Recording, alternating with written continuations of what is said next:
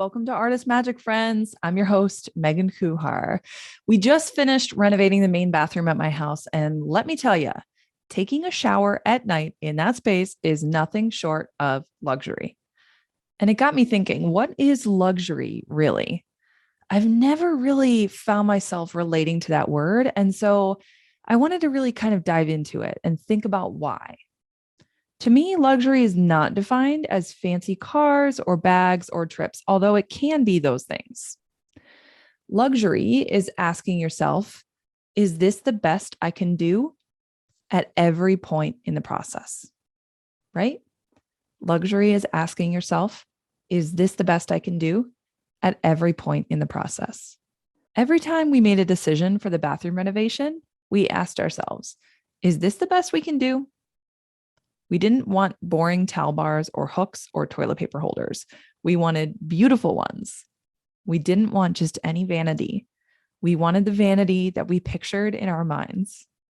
And there were so many points where we could have settled because it wasn't easy to find what we wanted. We had to do a lot of research, but we chose not to because we wanted luxury. And that's not something that we always go for. When our living room ceiling started leaking 4 weeks after we moved in, we said to ourselves that we hoped it wasn't an expensive fix. Well, I'm glad it was, because otherwise I'd be missing out on the daily pleasure of using a shower that my husband and I designed with every Pinterest dream we had in our minds. Did we have to spend a lot of money? Yes. And the universe looked out for us along the way. Everything fell into place. And I recognize that we are privileged to be able to spend money the way we want to. But I also know that past us wouldn't have wanted to spend the money, even if we did have it. We would have done the cheaper fix or DIY'd it or gotten thrifty, which is what we've been doing our whole marriage. And I'm glad we didn't. What's amazing about spending money is that you never get just what you pay for, despite what you hear. We bought tile, grout, hardware, a vanity, paint, plumbing, toilet paper holders, towel bars. We paid for talent, mastery, and expertise, and we received luxury. Luxury that we deserve, that we need, that refuels us after long days parenting and working and cleaning and doing laundry and cooking and all the things. We didn't want a bathroom. We wanted luxury. This is similar to investing in yourself with a coach. What do you get when you spend money on your business this way? Weekly calls, free access to some courses or videos or whatever? Well, yes, and so much more.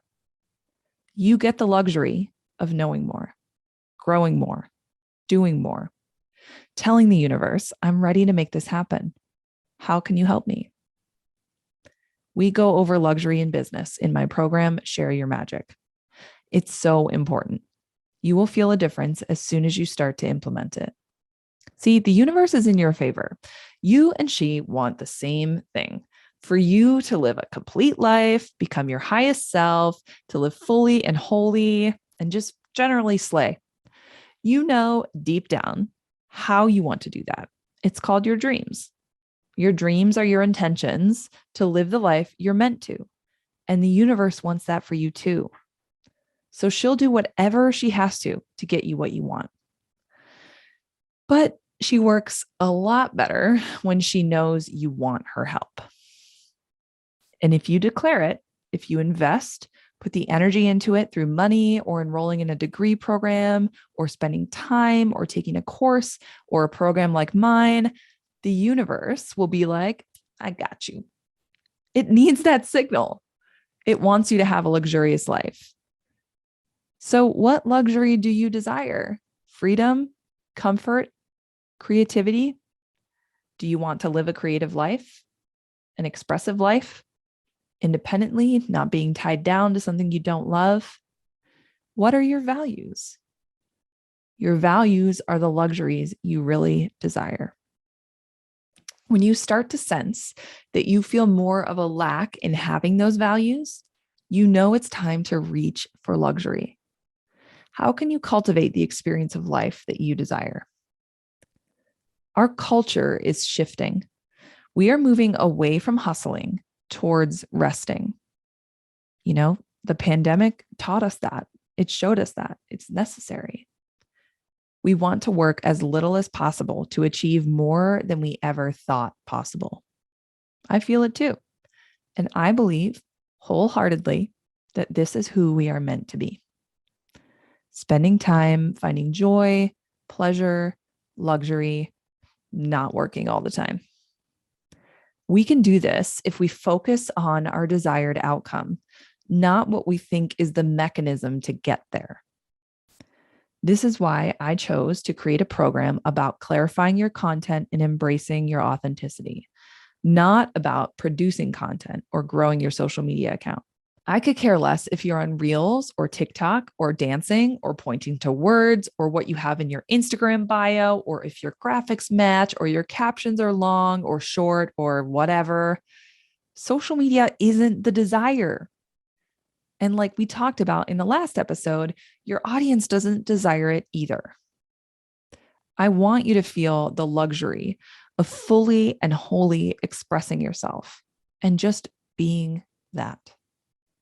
Not worrying about what that does for your engagement rate. I want you to work as little as possible to achieve the actual outcome you desire. Something more like living a creative life, right? Supporting your family, not having more followers or views. Those metrics can be a secondary result to the real desired outcome, but they aren't the desire itself. I know what you're thinking. This all seems impossible, Megan. How could you imply that I should care less to achieve more? Because for too long, you've been caring about one part only, your messaging, your content. And there's so much more to work on beyond that. Aristotle taught us that a speaker's ability to persuade an audience was based on 3 components: logos, pathos, and ethos. When this concept is applied to the social media world, logos is the messaging, pathos is the audience's belief in you, and ethos is your belief in yourself and your purpose. I encourage you to do some research about the triangle of rhetoric if you want to learn more. If you're only focusing on your messaging, like following trends, posting at certain times, joining new platforms, doing Reels or TikTok or whatever, trying to outsmart the algorithm, you're missing 2/3 of the work. I want you to think less about your messaging. I want you to start looking inward. Think of your conscious mind like the wardrobe, and your subconscious mind is Narnia. If you stay in the wardrobe, you're missing so much. It's time to turn inward and head into Narnia, y'all. The waitlist for Share Your Magic is open now. I'm calling in 11 creatives who are ready to stop hating social media, to start finding joy in marketing, and who are ready to do the inner work so they can show up wholly and achieve their desired outcome. If that's you, head to megan-kuhar.com/shareyourmagic to apply. That's it for today, everyone. Thanks for listening.